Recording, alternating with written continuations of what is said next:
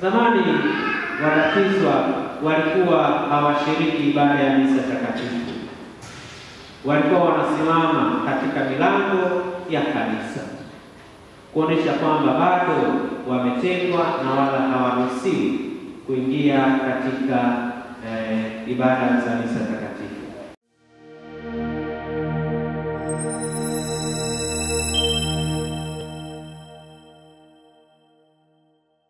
Kwanza kuna sakramenti za wazima na sakramenti za wafu. Sakramenti za wafu ndio zile sakramenti zinazotuondolea dhambi. Yaani mtu anaipokea sakramenti hiyo akiwa katika hali ya dhambi ili aweze kuingia katika hali ya neema, ubatizo na kitubio. Na sakramenti nyingine zote tano zinaitwa sakramenti za wazima, kwa sababu mwenye kuzipokea sakramenti hizo nyingine ni lazima awe katika hali ya neema ya utakaso, asiwe na doa la dhambi. Ndio maana unapopokea Ekaristi Takatifu lazima uwe umebatizwa, lazima uwe umeungama. Unapopokea kipaimara lazima uwe umebatizwa, lazima uwe umeungama. Unapofunga ndoa lazima uwe umeungama dhambi zako. Na kama ni Kristo Katoliki lazima uwe umebatizwa. Hivyo sakramenti zote zinatuita kwenye utakatifu. Lakini kuna sakramenti nyingine, nasema kwamba sakramenti zenye kutuingiza katika Ukristo. Ubatizo unatufanya tuwe washiriki katika jumuiya ndani ya kanisa. Kipaimara tunaimarishwa kwa kumpokea Roho Mtakatifu, yule tuliompata katika ubatizo kwa kupakwa mafuta ya Krisma. Na sakramenti ya Ekaristi inatufanya tumpokee Kristo mwenyewe katika mafumbo ya mkate na divai, tuweze kushiriki sadaka ile ya Kristo msalabani na sadaka ile ya altareni. Na ndio maana wapo wakatekumeni hapa, ambapo leo itakuwa ni takaso lao la tatu na la mwisho, ambapo tunawaandaa kuingia katika jumuiya hii ya Kristo. Zamani wabatizwa walikuwa hawashiriki ibada ya misa takatifu.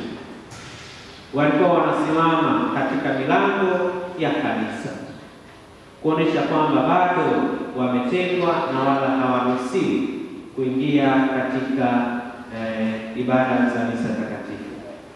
Na ndio maana kunakuwa na aina za ubatizo: ubatizo wa kawaida, ubatizo wa tamaa, ubatizo wa damu. Ubatizo wa kawaida ndio tunaopata kanisani kama kawaida. Ubatizo wa tamaa ni pale ambapo mkatekumeni amekwisha pokelewa katika hali yake ya ukatekumeni, lakini kifo kinakuta bado hajabatizwa. Ule ndio unaitwa ubatizo wa tamaa. Alikuwa na hamu ya kubatizwa, lakini Mungu amemchukua kabla ya kubatizwa. Huo ndio unaitwa ubatizo wa tamaa. Na ubatizo wa damu ni pale ambapo mkatekumeni anapouawa kwa sababu ya imani yake, kwa sababu ya kutaka kubatizwa, kama vile baadhi ya mashahidi wa Uganda.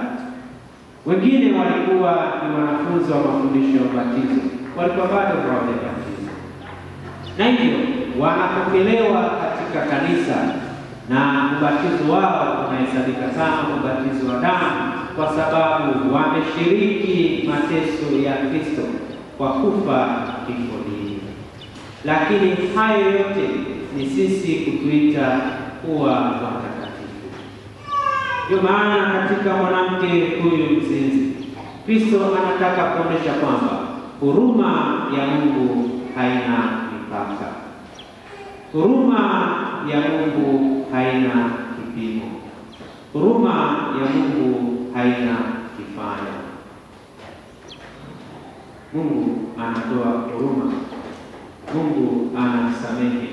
yoyote yule aliyetenda dhambi na yoyote yule anayefanya toba. Daima Mungu yuko kwa ajili hiyo. Ndio maana Yohana anatukumbusha na kutuambia kwamba jinsi hii Mungu aliupenda ulimwengu hata akatoa mwanaye wa pekee, ili kila amwaminie awe na uzima wa milele. Injili ya Yohana sura ya 3 aya 16. Kwa haya yote ni kutufundisha kwamba Kristo amekuja katika kutukomboa sisi tulio wa dhambi. Sote tumetenda dhambi